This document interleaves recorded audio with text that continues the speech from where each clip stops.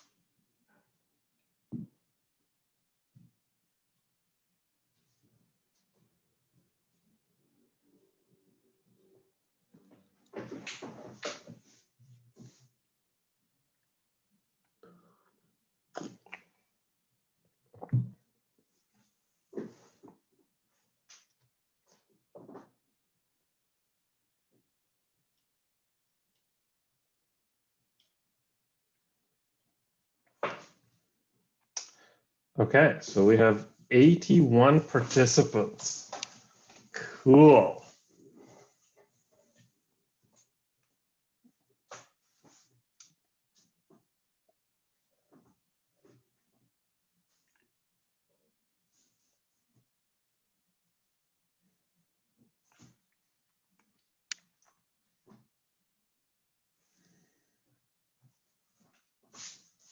All right, 3 minutes after 10, maybe just one more minute and we'll get started. Oh, yes, participants are still coming in. 87 participants now. Outstanding.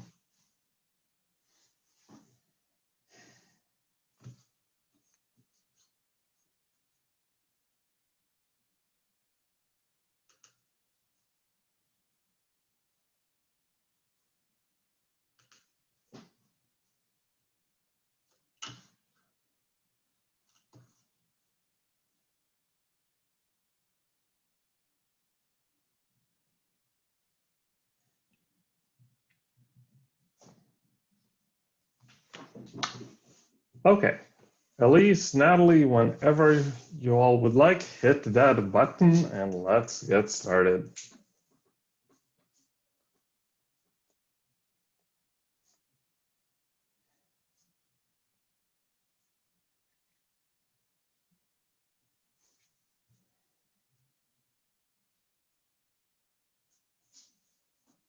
Okay, well, let's get started. Good morning, everyone, and welcome to the third installment of More Trees, Please, the webinar series presented by Canopy. And today, our topic is Save the Trees, Please.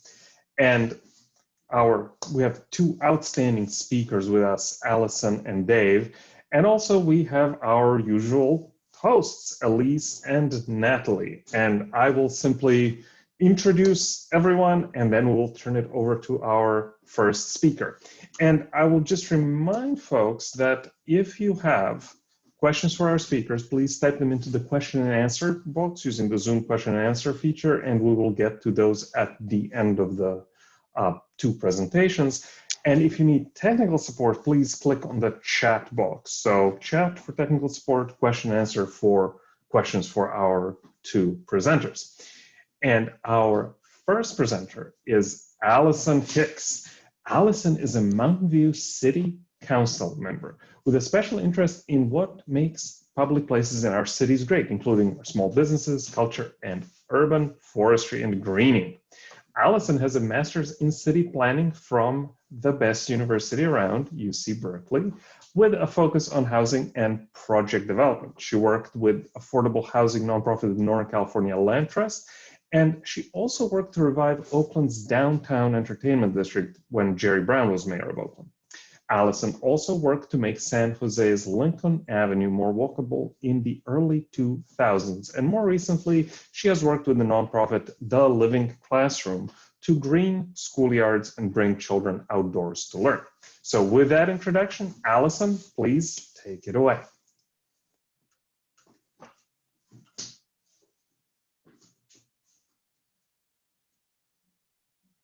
You're muted. Hi, thank you, Igor. I wish I was here in person so I wouldn't have to go through this rigmarole to get us to show my screen properly. But here this should work. I'd like to see all your faces and see where I should speed up or go slower. But yes, thank you, Igor. I have been a city planner for several decades, and I am now on the Mountain View City Council. Mountain View is a city of roughly 80,000 people, and we're home to Google. Google over the past several decades has brought tens of thousands of jobs to Mountain View, and one of our tasks on the council is to match those jobs with adequate housing. So we're experiencing, which of course is again, thousands, if not tens of thousands of units. So we're experiencing large development, and I've seen everything from precise plans and rezoning down to single family homes, all of which I think are much better when they include more trees. So this is a very appropriate topic. I am, though, going to start out, rather than with a picture of a tree, with a picture of a phone. And the reason is that with all the priorities that all the goals that we have to achieve in Mountain View, you know, affordable housing, transportation, addressing homelessness, climate change, etc. I often feel that I'm a big advocate for public places, and I often feel that the placemaking gets short shrift, particularly in I think everywhere these days, but particularly in Silicon Valley. So I like to talk about placemaking, making places pleasant, as looking at the user experience of real life. Particularly during our pandemic, when people are working remotely and on screens a lot, schooling their children remotely, we're all on our screens a great deal. And I would hate that we focus so much on the user experience of our screens and ignore the user experience of, you know, the outdoors, our streets, our parks, the real places that we should really spend more time in. So I'm going to go over this presentation will be in two parts. First, I'm going to talk about why we need more trees, and then I'm going to talk about where there are opportunities for more trees. In terms, and I'll also be showing you some of the developments that I think are good and bad in Mountain View, or have room for improvement, maybe I should say, and also show some examples from around the country and around the world. So in terms of why more trees, I can break it down into three main reasons.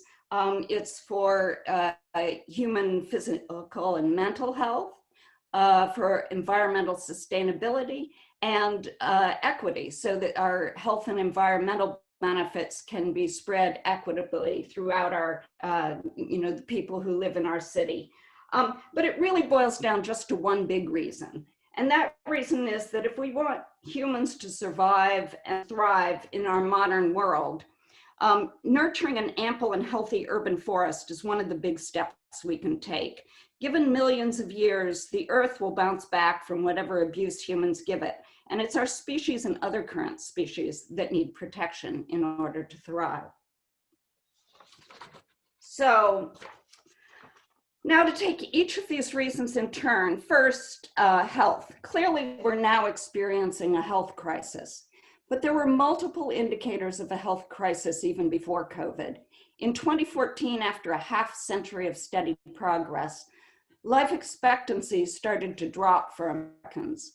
Drug overdoses, suicides, alcohol-related illness, and obesity are the four largest culprits. 3 of those 4 are mental health-related problems.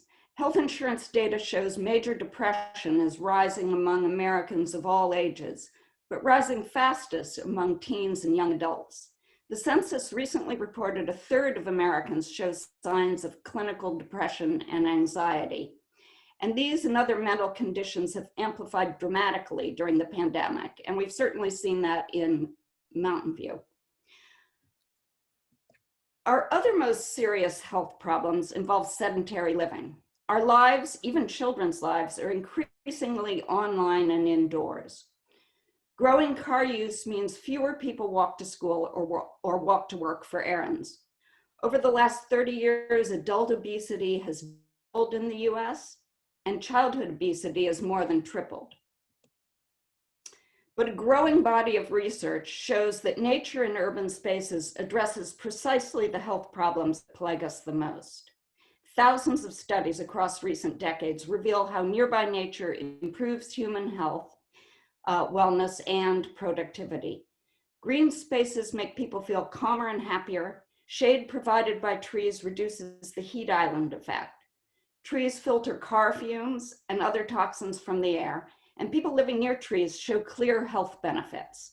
They go outdoors more often to walk and bike, and when they go outdoors, they choose to stay outdoors much longer.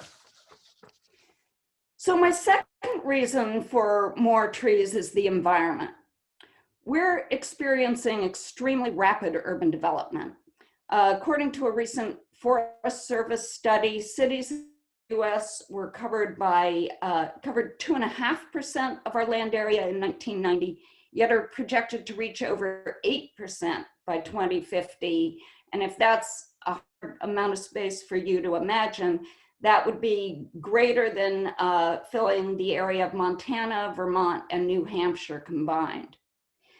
Within those urban areas, trees in 2005 at least covered an estimate of 35%. Given the growing expanse of urban areas, urban trees can sequester substantial amounts of carbon if handled properly. We're also facing a crisis of biodiversity loss. Surprisingly, our cities may be able to play a big role in stemming the loss. As more rural land is used for agriculture, often with heavy pesticides, studies are showing that many small creatures thrive more in our urban forests than much of our agricultural land. So last in my trio of reasons for urban forestry is equity. I highly recommend the New York Times article, "Turn Off the Sunshine: Why Shade is a Mark of Privilege in Los Angeles," pictured on this slide. It describes the mental and physical health benefits of green infrastructure, and also shows in words and photos the vast differences between neighborhoods of color and poverty and wealthy neighborhoods, principally in terms of tree canopy. Here's a local survey of tree canopy by city. And you can see that the average income and average tree canopy in our area are roughly correlate. In other words, the wealthier the neighborhood, the more trees. And I find it sad to see neighborhoods bereft of trees, given that they so many physical and mental health benefits. Our shady streets have become an even more important site for exercise and recreation during COVID and when other activities are closed to us. This, by the way, is a very well-walked sidewalk by Wide Boulevard in Lafayette, California.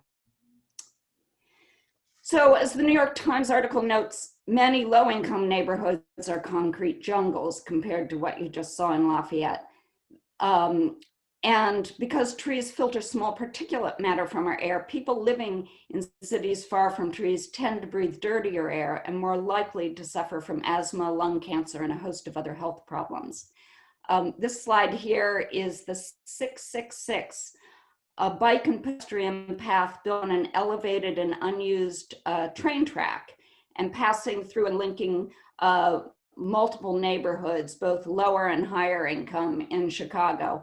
It's a wonderful place, and the people in the photo are my children. So those are the reasons to plant more trees in our neighborhoods. I'm going to now go through the opportunities for more trees. And when I do my work, I see 4 main opportunities for tree planting as we develop and redevelop our city. The first is public streets and streetscapes. The second is private streets and driveways. The third is parks, pocket parks, and POPAs. And the fourth is setbacks, on site and everywhere else on site, basically. The UN recently did a study of streets that concluded by saying prosperous cities recognize the relevance of public spaces and that cities multifunctional streets tend to have lower productivity and a poorer quality of life. The report said that streets need breathing room for trees, sidewalks, and other streetscaping. The slide here is a rendering of Google's proposed redevelopment of our North Bay Shore area.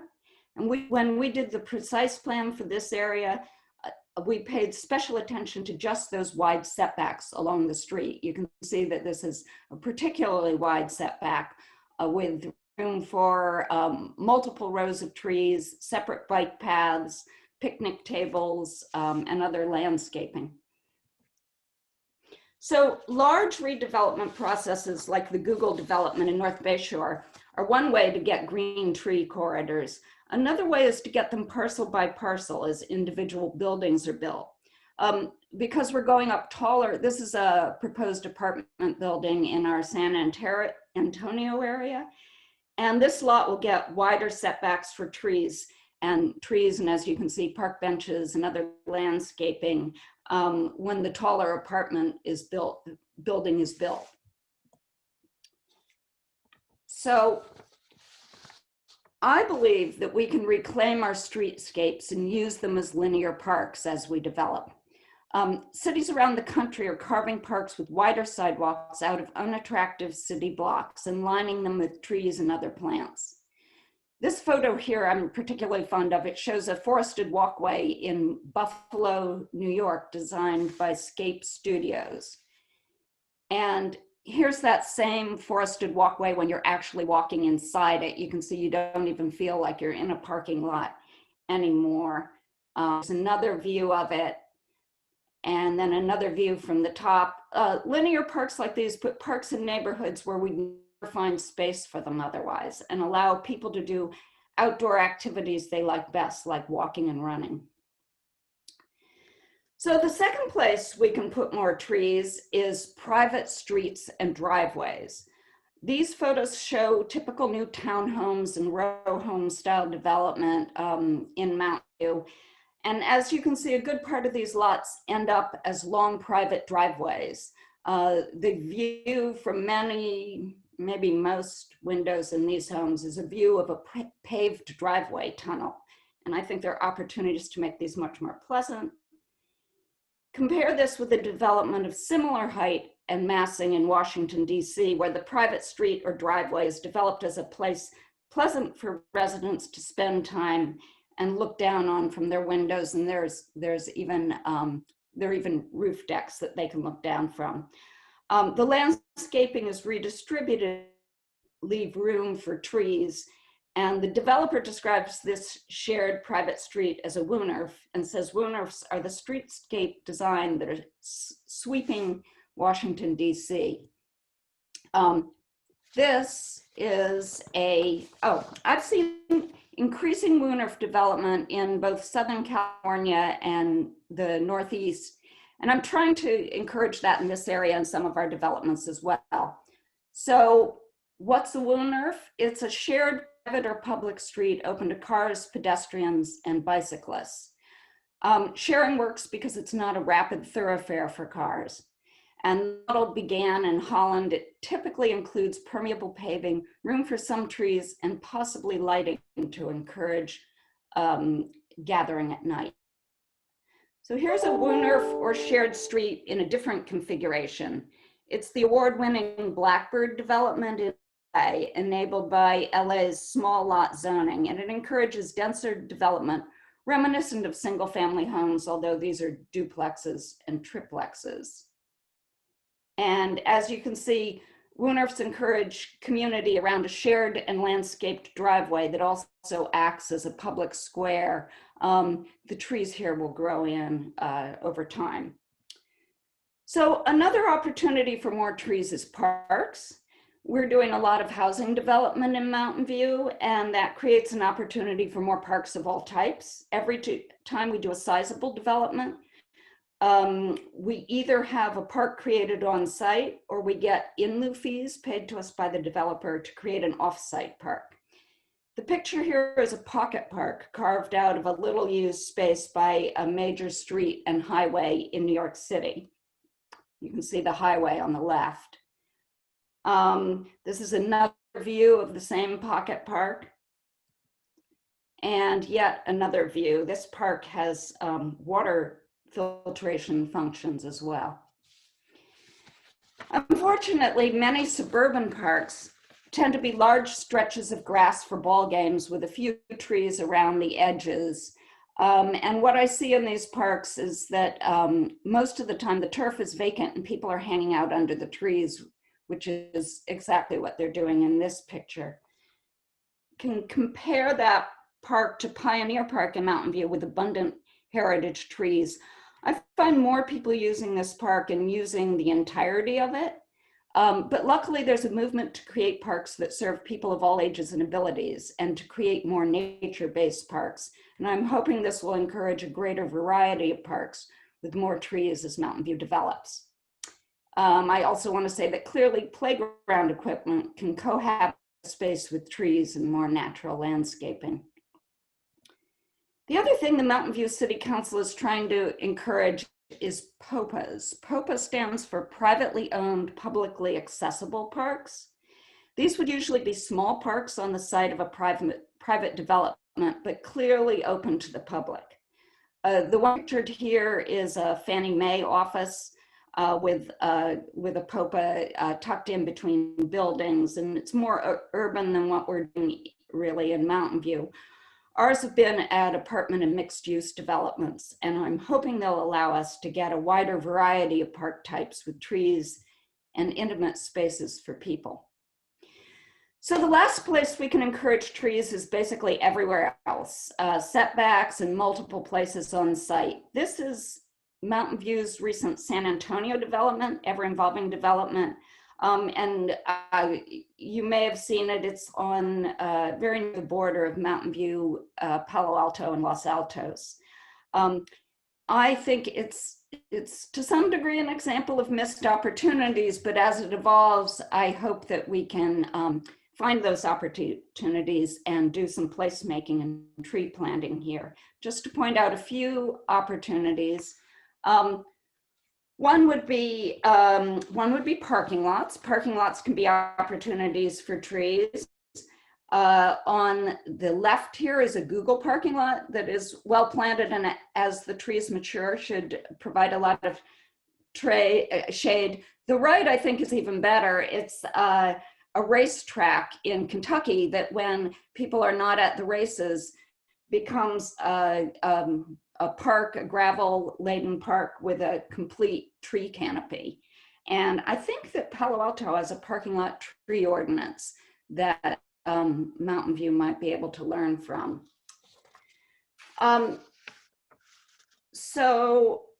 Let's see, the developer Lendlease did this block in Sydney, Australia, which looks remarkably like our San Antonio and California Avenue intersection at the same San Antonio development I was just referring to. This building is made out of cross-laminated timber, which is a very sustainable building material that can help sequester a tremendous amount of carbon. And the building, you'll notice, has an overhang over the sidewalk to make the sidewalks wider and shadier along. And when that's paired with a row of street trees, you can make a walkable sidewalk, even though it's near some very wide streets, very car-laden streets. This is another Lendlease development that was fairly bare and filled in with a lot of streetscaping, trees, and natural landscaping. Lendlease is known for creating walkable urban spaces, and they're now working with Google to develop the North Bayshore area of Mountain View. Okay, so we've gone big, now we're back to small. This is back to my own neighborhood. I just wanted to say that some of the on-site opportunities are in places like this. Of course, you can do, and I think Canopy does this, you can do front and backyard planting programs that not only develop the residents of the housing on site, but also make places so lush that people, I know in my particular neighborhood, people come from around Mountain View to do their walking, running, and hiking because the trees on both sides of the street, the planting strip and in the yards, make such pleasant places to walk and run even on some of our hotter days. So I'll close with photos of two of our great local tree-lined streets. On the left, Castro and Mountain View, and on the right, California in Palo Alto. I think both are now semi-closed for public dining and are a good example of streetscaping. So I hope I've given you some inspiration to advocate for more urban trees, and I look forward to Dave's presentation on how to do that. All right, thank you very much, Alison. That was wonderful. There was a question about in the question what a polpa was, and you answered that. So I think we can hold all the other questions to the end, because our next presenter is Dave Doctor. Now, Dave is a fairly well-known name, I think, in the arboricultural circles in the Bay Area. Dave is currently a freelance arbor advisor in the Silicon Valley, but he has over 30 years experience in arboriculture, and he was appointed as a planning arborist emeritus with the city of Palo Alto. Dave had provided tree resource input to scores of land use and EIR-related entitlements and documents, and in 2002, he received the American Planning Association's Outstanding Planning Award, as well as the Award of Arboricultural Research from the International Society of Arboriculture for his authorship of the Tree Technical Manual. And I think a lot of us are familiar with the Tree Technical Manual, which is used by cities and arborists everywhere. Dave has shared related sustainability topics to professional groups across the nation. So without any further ado from me, Dave, take it away. Okay, thank you, Igor, and thank you, Canopy, for putting this webinar together. We all need what we have to share, and I just love to see some of the landscape design features that Alison Hicks just shared with us. Really, really inspiring to me. My personal experience is almost entirely comprised of being within the city of Palo Alto. I was hired to be a plan reviewer in the planning department to review all tree and landscape situations that the planners were processing. So for 20 years, I've worked with planners that we've pretty much reviewed every zoning condition that can come up in in the city. And from that, I have gleaned many, many tips on how to preserve significant established trees on a site, ways to plant new trees on top of parking structures and different problematic challenges that we have. So I'm excited to share some of the tips that I've been able to garner over the years.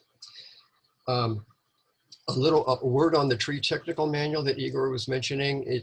It provided a foundation a couple decades ago for cities how to manage the trees within a given the boundaries of the city limits. But it had 5 specific components in it that I would advise that everybody listening go and check it out and see what you can utilize out of the manual. It is being updated, by the way. And so it's going to be a tree and technical manual, tree and landscape technical manual that's incorporating all of the current green building and water management and the MELO aspects within the manual. So look forward to that when the city actually prints it. So here we go. Let's go on some share screen elements. Okay, here we go. And like Allison, I wasn't perfectly prepared, but we're just friends here and colleagues. Okay.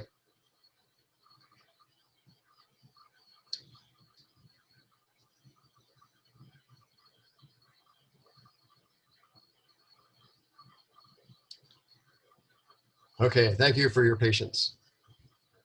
Okay, and I do want to say again, this is made possible by the County of Santa Clara Office of Sustainability as well as Canopy. So this is a team effort and it's a wonderful collaboration. So what we're going to cover is we're going to touch on a little bit of law that applies to trees in our cities. And that leads into land use entitlements and how we process this information that we get to try to save trees on a given site, which ordinance governs them, tree reports, and the best part of all, some case capsules and actual projects underway. So to start out with is that cities are governed with authority from the state of California, and the state requires that each city adopt a general plan, general law. They have to do that. Every city has that. A city has a choice to become a charter city and add elements to the basics of what the state requires. So that gives a charter city has a little bit more unique powers to govern itself, basically. Now, within the city government, there are a whole bunch of laws that apply to trees. The foremost, in my mind, that governs trees on the stump is the zoning ordinance, because all site planning and land use abilities are tucked into the zoning ordinance for the most part.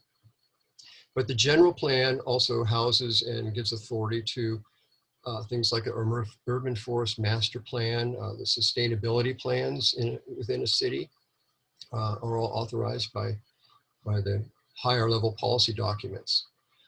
Another thing that governs trees in cities is the state of California Environmental Quality Act, or the acronym is CEQA. You may have heard of that.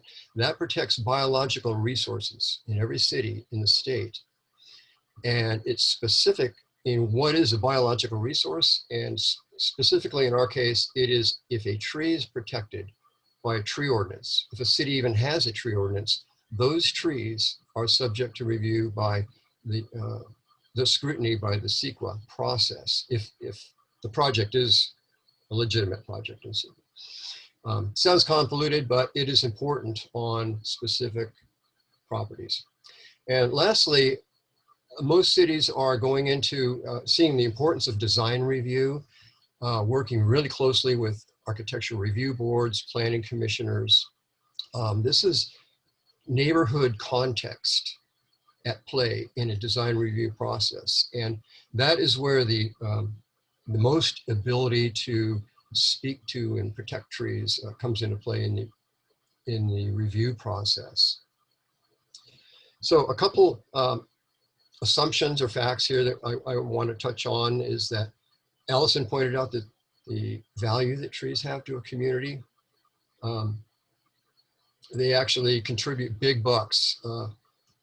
Trees provide or pay back $2 for every dollar that they spend. So it really gives back immensely.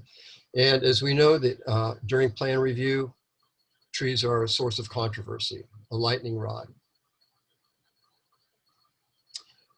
Okay, let's, there's trees pay us back. Again, if a tree has a deficient urban canopy within its city limits and heat islands abound and all, there are higher operating costs to those trees with fewer, to the cities with fewer trees. Stormwater management and things like that come into play with that element. So let's go back to the permitting process. Most projects, when a city receives an application, divides them into two areas. One is just a ministerial building permit. For instance, if you wanted to just do a home remodel, that would be just a strict building permit. It doesn't require a discretionary review or public review. It's just a ministerial project that gets approved by staff over the counter.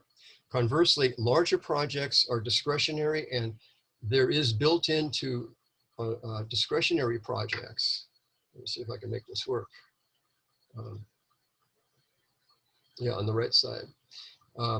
These would be your commercial projects, Safeway park, just regular parking lots, industrial parks would be discretionary reviews.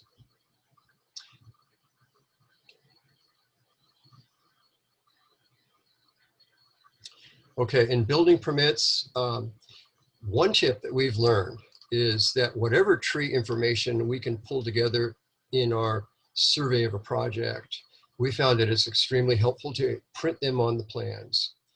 If you print them on the plans, all of the tree report and information, you have a better chance of compliance out in the field when the contractor is actually working. Okay, so a building permit, again, is considered a minor project by a city. There's no public review.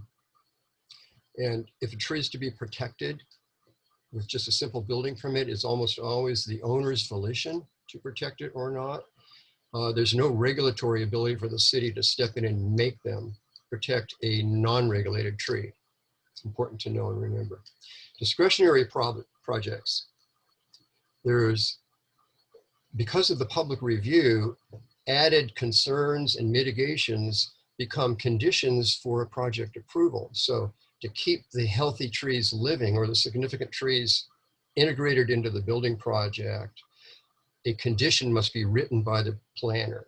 And when the entitlement is received, those conditions become basically the legal binding contract that the property owner has agreed to build. Really important. Those special conditions of approval, when it comes to CEQA, on a larger problem projects, becomes a really, really important element. Okay, one thing I want to mention that the materials that we're touching on here, you have the ability to go back and read some of these details and recommendations on the Canopy website later. So I'm speeding through these slides a little bit faster, hoping that you'll go back and actually get the details. One thing I want to point out here on conditions of approval is we're providing a planner's toolbox of all of the tree and landscape conditions of approval that one agency uses. Okay, in this area here. So that's available on the Canopy website in a couple days. I would suggest that all of you practitioners that are listening, whether you're engineers, landscape architects, arborists, students that are studying this project, becoming a reviewer, check this out. It'll be really helpful to you, I think. So here's a fact that we have learned is after a project is built, the property is expected to keep the state of its site plan pretty much intact in perpetuity. What this means is if trees go missing after 10 years off of a parking lot, there is the ability for the city to step in and contact the property owner and say, can you put it back to the originally approved state? Because that's the expectation that the city has. A property owner doesn't have the right to go changing the parking lot, for instance, by removing trees and such, outside of significant consistency with the approved plans. So code enforcement cases are use that ability regularly. So the next point I want to bring up is that the zoning ordinance in most cities around, if it is let me backtrack on that. The agency that I work for in the zoning ordinance specifically allowed variances to be justified with findings by trees. And I'm going to share an example with you on a very, very complicated project. So, but I think we'll learn from this because it's got some good common points. This is a 200-year-old valley oak that was constructed, that was adjacent to a new construction. The tree itself is over 90 feet in diameter, the crown spread, just immense. Before the project could even become a complete application, however, there was a lot of information that had to be garnered and brought in to determine if the project would be a significant impact to the tree. The tree roots really occupied a lot of the lot, probably half the lot or more. So what was needed in this case was a variance was issued to move further into the rear setback to provide the room needed in the front for the tree roots. And that area was excluded from being utilized in any form. And that includes how the sewer accessed the property. The old sewer was down in this area, I believe, of the tree roots. And so to trench from near the tree trunk to the house with a new sewer would be not allowable because it would have killed the tree. So the sewer was moved out to the driveway. And at this point, we have found that driveways may become the best joint trench area to put all utilities away from either street trees, big trees like this, wherever tree roots need to be avoided. Driveways are a good place to put things like that.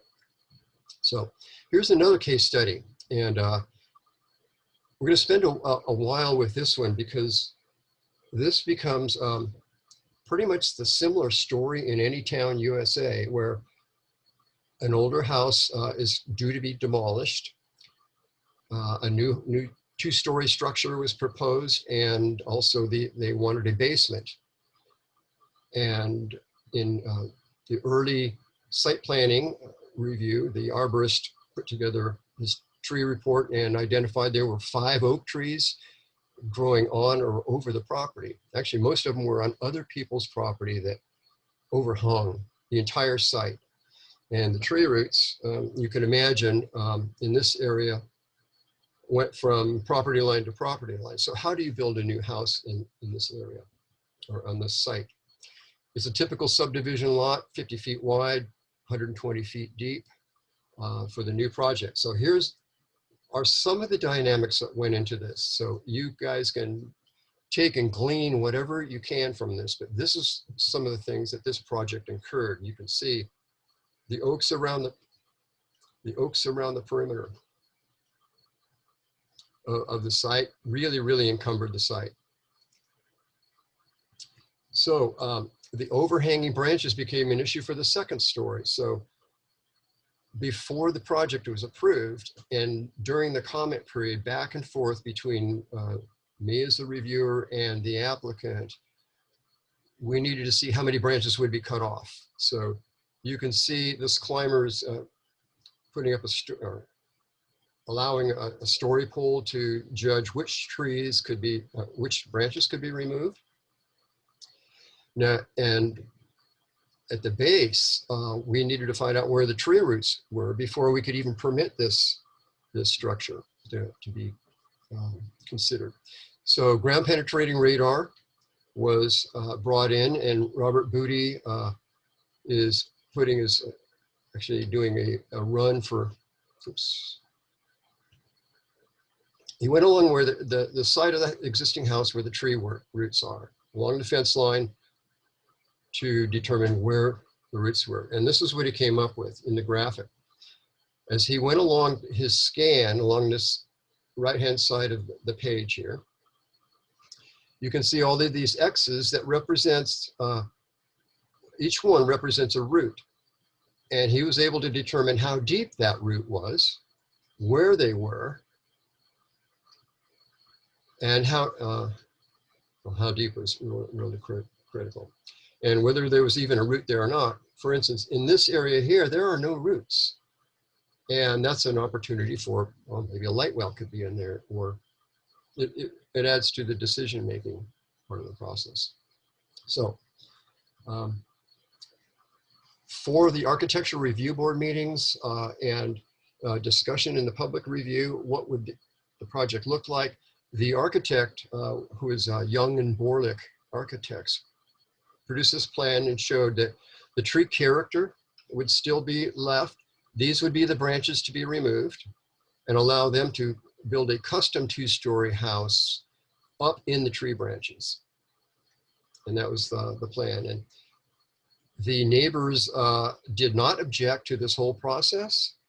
They were fine with it and didn't appeal it because the information provided was upfront.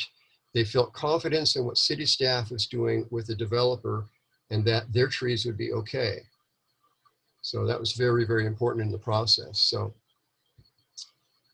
a few elements on here.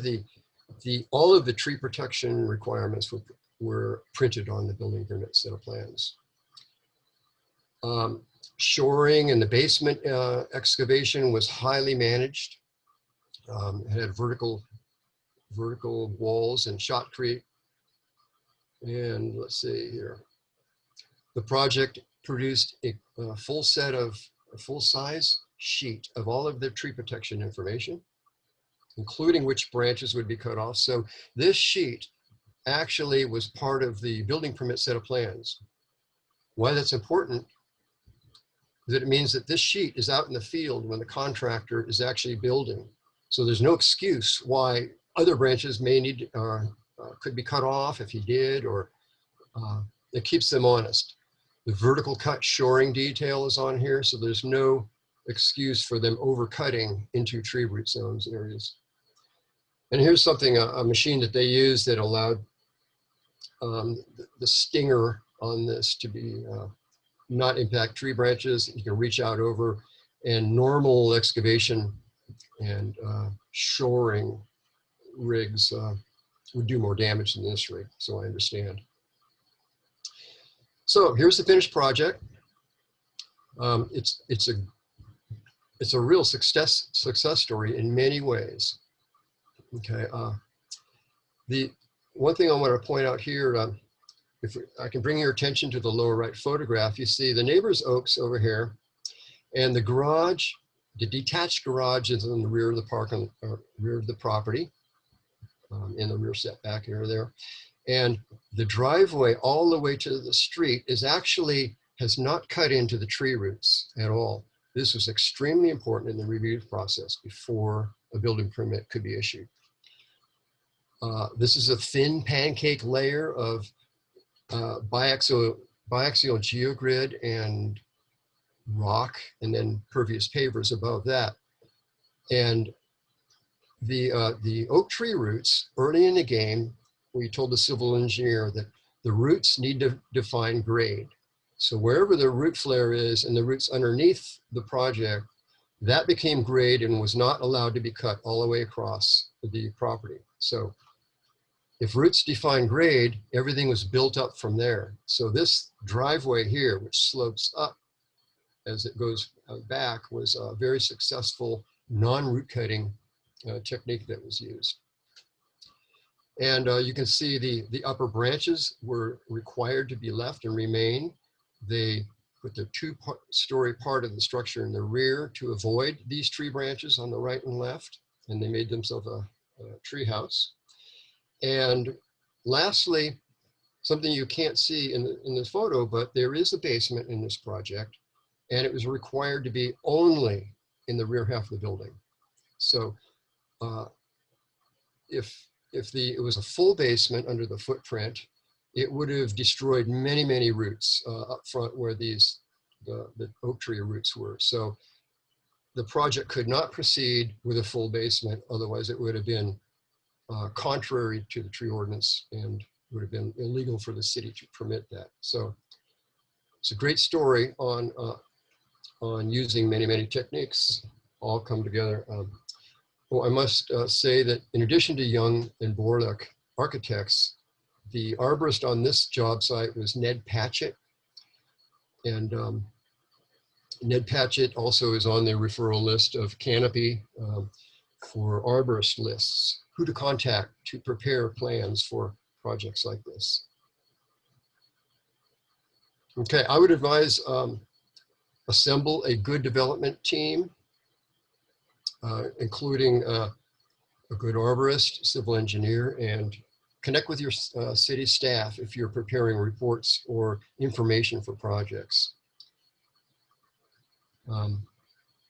One element I want to point out at the last bullet here is a development review committee. This is not happening in the days of COVID, but when you can, or when we could, a development review committee is absolutely one of the most fantastic, productive meetings that a city could orchestrate in reviewing a new project. It brings all of the key plan reviewers together to rough out a project and determine what fatal flaws might be in it, or what are the minimum design criteria. And having all folks together in one committee is a very, very efficient use of everybody's time to get the most succinct information to an applicant. Okay, I'm going to touch on the plans of what should be in a plan set issued for building permit. Obviously, the tree reports. And tree reports, I have another bit of information from another colleague of mine we can touch on later. I'm going to zip by this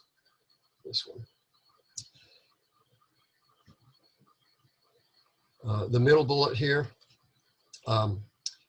drafting an arborist report for planning staff. We are advising that arborists re-gear who they're addressing in their arborist report and really write for the planning staff so that you can make it easy for a planner to adopt the plan and the tree report in its entirety with a good summary and good mitigation measures that can be converted to conditions of approval.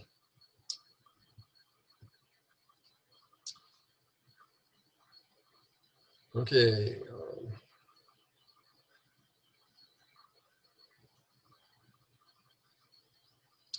Okay, and the top section here is an arborist report. We are advising for all the arborists that are out there that are listening, always write your report to have these three components in it. The building,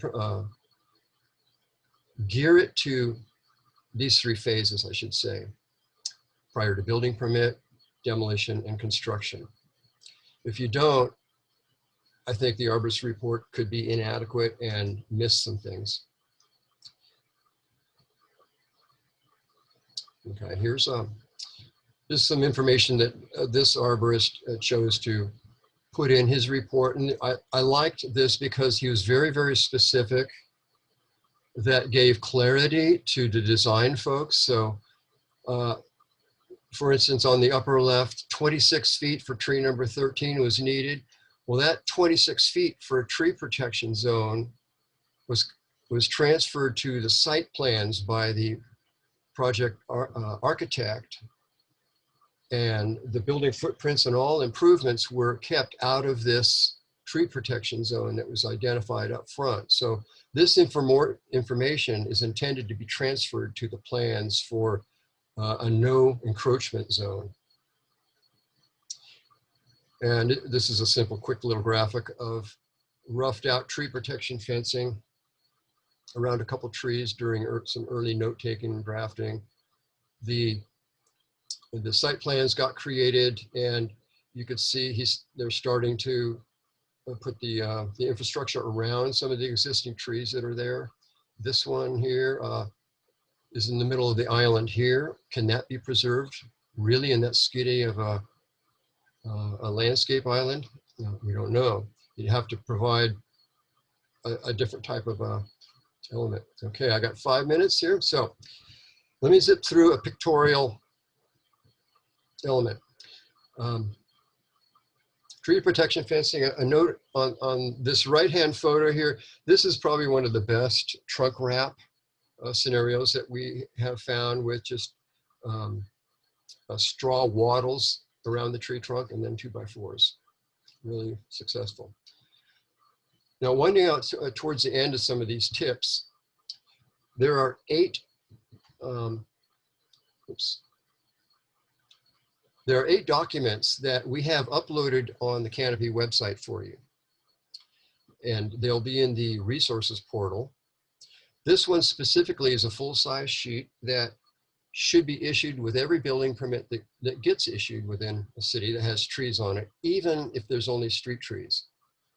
Why? Because it has all of the city's basic expectations over every project to protect street trees and the basics. This tree protection as part of the plan sheet has a blank page for the Arborist report of this project to be printed on sheet 2. Okay, and these are some of the documents on it. Tree protection fencing, so city staff can verify whether it's up to snuff or not, is enabled here. We have inspection schedules for both the arborist and landscape architect. One note on landscape architect inspection, this has come into play most of the time for me during occupancy inspections. I want to make sure that the landscape architect is there with me to ensure that the place got built according to his specs. Here's an honest confession, is that I've heard from many, many architects that say, I gave them my plans, I never got called back. They never called me back to inspect the site or at occupancy. So these 8 sheets that I'm blowing through right now, you can go back, read them for yourself, and use parts of them or all of them if you need for your project.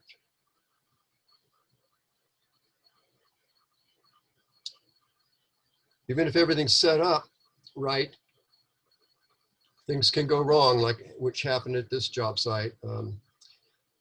Down here in the lower right, these D-door seals are damaged beyond repair, and there's a $13,000 code enforcement case that had to be satisfied.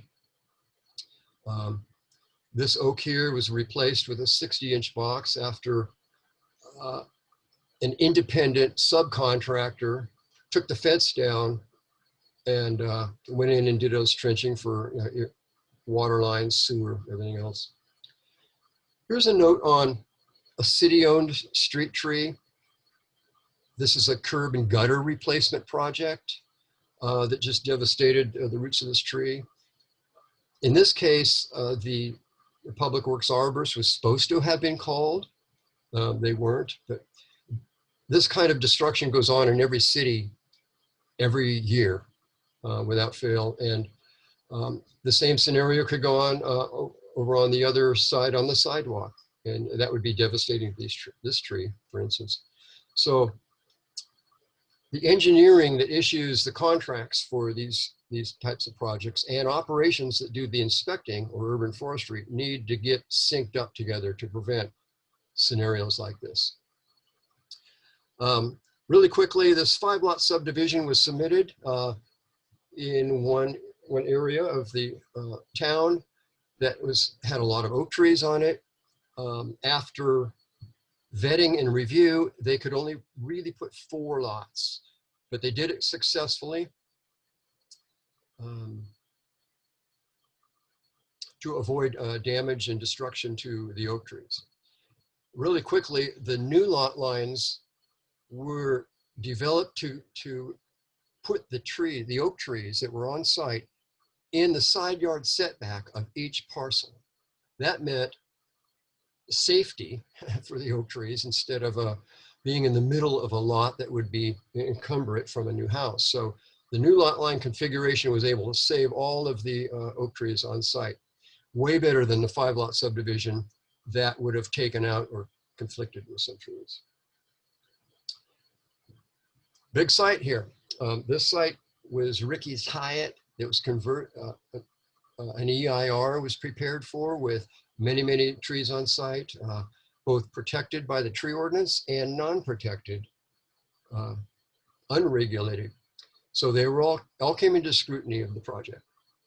So what I want to point out here is a project like this takes so much planning.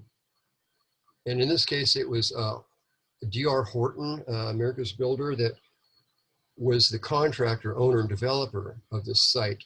They had to get money and financing for this project before they started. What I want to point out here is something I learned in a conference from some venture capitalists saying, what do they worry about when they invest in big sites like this? Where are their risks?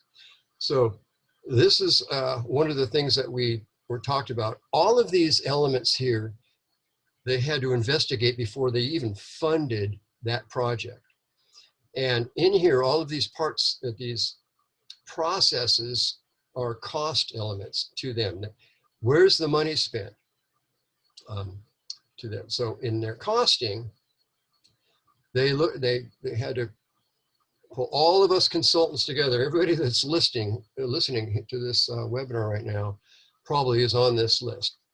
After they considered them all, the two most uncertain investment costs were during the entitlement stage and the permitting phase. Okay, and this is where the public review process comes in. They are most uncomfortable, and these are the unknowns in this area.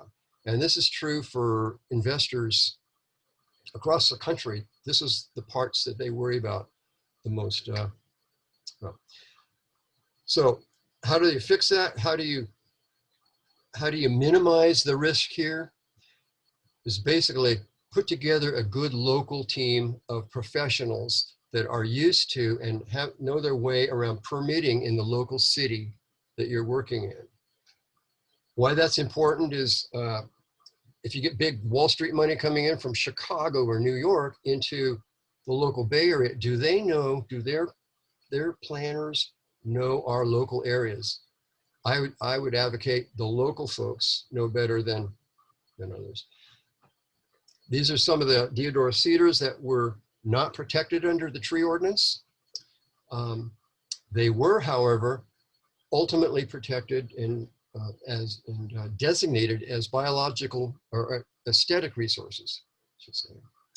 And in the discretionary ability of a city, they have the ability to designate special trees like this to have the same standing as a protected oak, for instance. These are more aesthetic resources that were required to be kept on the property because they played a key role in screening between, on the upper right, on the right-hand side, a older neighborhood, single-family residential, the screen and buffer aesthetic trees, and then the new multi-story projects, housing on the left. So it was all successful, but there was a lot of mitigation measures put into place there. Specifically, there was a security guarantee of $250,000 to ensure replacement or mitigation for trees on site. Even the aftercare for all of the trees was reviewed and included in the conditions, covenants, and restrictions on the property that in perpetuity, these trees had to be retained.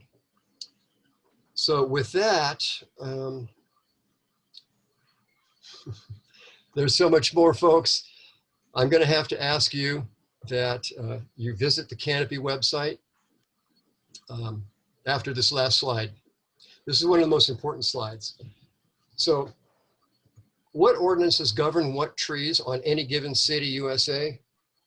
At least in California. Let's touch on these. Street trees are almost always listed in the municipal code. People don't have the right to go outside and cut them down. It requires a permit. They're owned by city on city land. On residences, private property, the tree ordinance applies. So in your city, the tree ordinance, it basically regulates that. Commercial trees, industrial parks, the zoning ordinance rules and regulates all of the trees on that site. For instance, the parking lots, heat island effect, shading, the 50% shade rule that the city of Palo Alto has for every parking lot, those are governed by the zoning ordinance, both for code enforcement and for design review. Lastly, a note on the last one is school district properties. Did you know that school districts are not subject to any zoning ordinance? The local ordinances, specifically in our case, tree ordinances, do not apply to school district properties. And so they operate under state guidelines and not local community. Tree technical manual is available through the Canopy website or the City of Palo Alto website. And again, I want to let everybody know that look forward to the new tree and landscape technical manual from the City of Palo Alto. So with that, Igor, Right. we are fine, and I will stop Thank sharing you. and we'll go to the next. Thank you, Dave. That was fantastic. Okay, so just one question for each of you from me, and I stuck it in the chat. So if you scroll through the chat, you should be able to see it. So we'll start with Alison. And I just wanted to say how exciting it is and how wonderful it is to have a member of a city council on a talk like this. And that's sort of where my question is going. What do you see as the best role for elected city officials? So in contrast with city agencies. So for elected city officials to ensure tree preservation and tree planting in the Bay Area. And I ask because just about all the examples you gave, which were wonderful, they were from other locations. It was sort of striking how they were from Kentucky, they were from New York, they were from London, they were from Australia, but not the Bay Area. And so I'm wondering, can you think of any proactive or steps or measures that elected city governments could take? Well, I see a lot. I'm going to start off by saying that actually the examples, although many of them were from outside the Bay Area, there were some, I wanted to highlight that there were some good ones from inside the Bay Area, and particularly around Mountain View. These were like the old Mountain View neighborhood with tree-lined streets, our downtown, the Google development, which is turning one-story offices surrounded by a sea of park. We're turning it back. It's near our Shoreline Park. And so we're turning it back into a natural state with a lot of help from various environmental organizations, including the Sierra Club. And then the apartment that I showed that it will go up in the San Antonio area. So I just wanted you to be aware there are good things going on here. But yeah, and then first I'm disagreeing with that first part. And then the second thing that I think we're really in, our cities on the peninsula are in very, very different places. You know, whether you're in Mountain View, where we're developing, you know, a 1,000 units of housing here, 1,000 units of housing there, huge square footages of office development, et cetera. And, city next door may be developing, really a fraction of that. So we're really and so that puts us in very, very different places. I don't know that I would give the same answer for each city. But for many of us, and particularly in Mountain View, that we have as elected officials such big issues on our plate. But I think that tree canopy and placemaking often gets sidelined, and I think that's wrong. And so I'm gonna pass that back to you. I think so. I've found, although one of the things I ran on was placemaking and better public places, which includes trees. It's actually, I'm only one of 7 council people, and it's actually very hard to get it on our work plan, and harder this year than last year with the pandemic and equity issues and fires, but it really shouldn't be. This is why the beginning of my presentation was about why to do it. And the reason I'm here is I really, in order to get it on our agenda, I need the public's help. So what we really need is the public. And I think it's a little hard. I imagine that the people watching this particular forum are already tree advocates. And I think it's sometimes hard to back up and get in kind of the headspace that elected officials are in, where, you're asking for tree canopy and that's just a footnote to them. I think you have to reframe the issue and talk about it as a public health issue, a mental and physical health issue, an issue for addressing pandemics, and also an environmental issue, primarily a very primary way of addressing our climate crisis, biodiversity crisis, and the urban heat islands that will, so that we're not using as much air conditioning and so forth. I think we need to reframe it. And I think you need to make presentations at council meetings, public speaking, come with a couple of slides. There's a tree group in our city that just did that. I think you need to put it on the agenda for elected officials. Okay.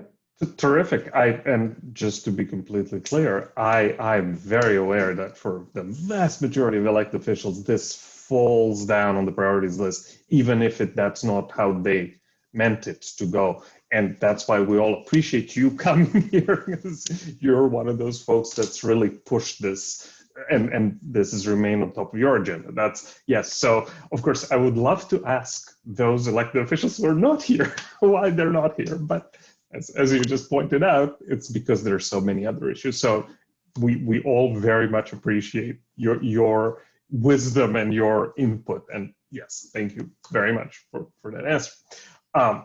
Quick pivot onto Dave. Dave, my question for Dave. So another easy question, because I like to ask easy questions. So let's contrast the small development projects, which is what you showed as a big success story, the sort of single family residential project where a very detail-oriented approach results in tree preservation. And I'd like you to kind of contrast that, so small single family residential construction, with other kinds of development, large scale development, commercial development. How would you rate, if you had to, rate the success of tree preservation in one setting versus the other setting? And then is there one single most common element where things kind of go wrong, where things fail, or is it a whole set of things that go wrong when things go wrong in tree preservation? Okay, 2 points. How things can go wrong is, I think the most predominant situation that arises is that information is not supplied to the city during the initial submittal.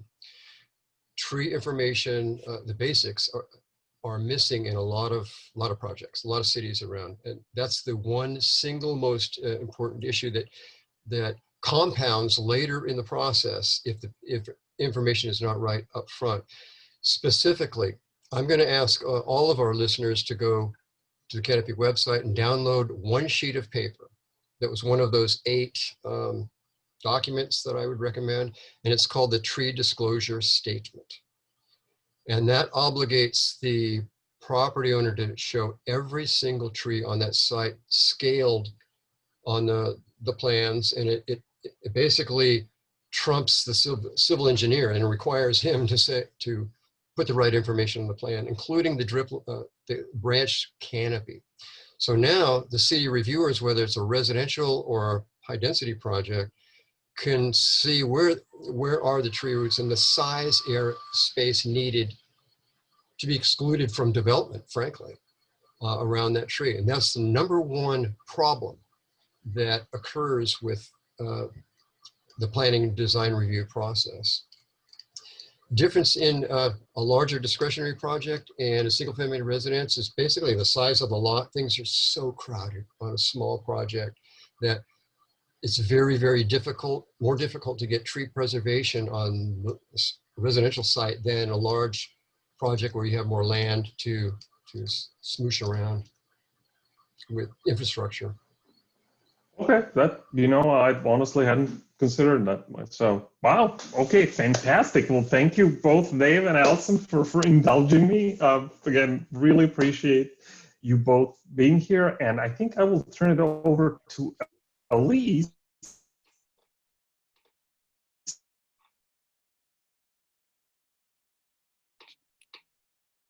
for the questions from our audience. Go. All right, so hopefully y'all can hear me okay.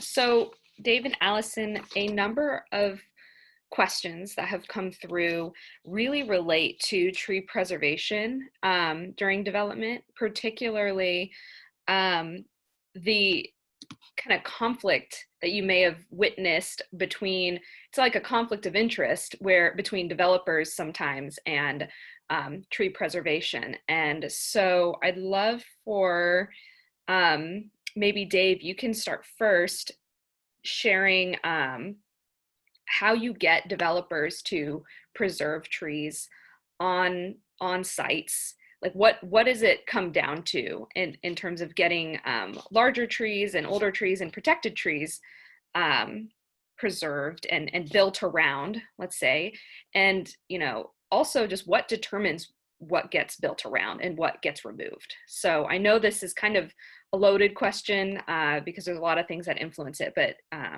so if you could just share a little bit on that, that would be helpful. And then maybe Alison, after Dave, you could share from kind of the elected official perspective, what is your take on this as well? And then just unmute yourself, Dave.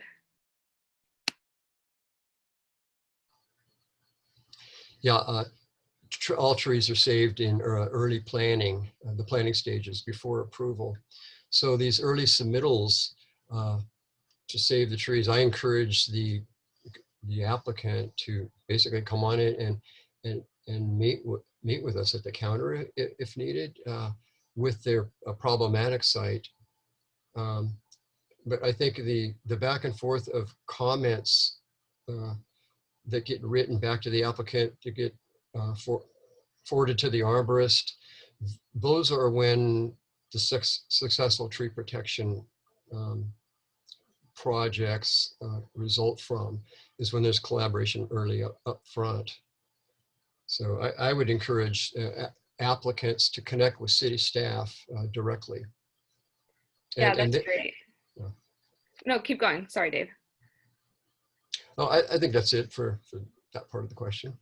Yeah, you mentioned, I want to highlight earlier the meeting that you talked about with all the city staff representing all of the different departments, sitting down with the applicant and their part of their team early on to figure out all the different things they should know ahead of time. That's a really way early on in the process, like you said. That's a big one. And I got to sit in on some of those meetings with you back in the day, and they are really productive, and it allows the developer and their team to sit down and share what they're hoping for, and then early get that feedback for what makes sense and what's workable, and what are things that are significant conflicts that they would need to figure out before trying to go to some kind of review board or going for permits. Thanks, Dave. Alison, how about you? What are your thoughts on preserving trees during development? So I'm, of course, looking at it at a much grander scale, not tree by tree so much. It's a problem that when we're trying to put in, hundreds of homes or a large office, a lot goes.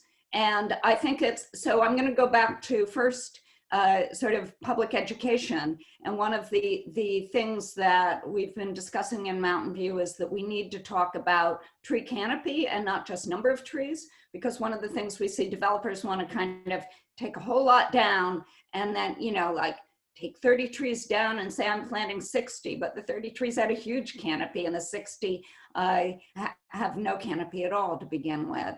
And who knows, by the time they're mature enough to have some canopy, developers will say, maybe yet again, this building has reached its useful life and we need to tear everything down and start over again. So we do see, so I think on the policy level, you need to talk about canopy. You need to talk about the figures that I shared on sharing canopy across different cities. I think is something that your organization, Canopy, collected that data, and I think it's really important for making a point. One of the things we're doing in Mountain View is we're going to form-based zoning or form-based coding, and I'm hoping that that will allow us to have a more fine-grained look at different areas. And if mature trees are really important in a particular area, maybe we can call those out so that that area doesn't just, so that the zoning we come up with kind of sees those as assets in terms of, and comes up with a way within the zoning, a way to recognize those assets. Great, thank you, Alison. So this is a question that might be a bit more for Dave. And it kind of relates more to, how does an arborist determine what tree goes and what tree stays?